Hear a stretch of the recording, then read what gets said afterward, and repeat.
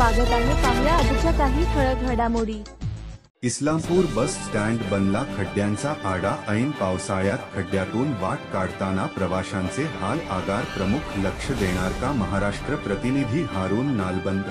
इस्लामपूर बस स्थानक परिसरात अनेक खड्डे हायवेवर बस स्थानक असले मुले बाहेरून येणाऱ्या प्रवाशांचे व साहित्य घेऊन येत पावसाने भरलेले खड्डे चुकवताना हाल। शहर परिसरातील खेड्यातून येणाऱ्या विद्यार्थी शाळा व कॉलेज लाईफ येतात। खड्ड्यातून ठाणे भरलेले खड्डे चुकवताना एसटी जाऊन मुलांचे कपडे व दप्तर खराब होत आहेत। तरी एसटी आगार प्रमुख यांनी तातडीने लक्ष देणार का, असा प्रवाशांकडून व विद्यार्थ्यांकडून व शहरातील नागरिकांकडून नाराजी व्यक्त होत आहे।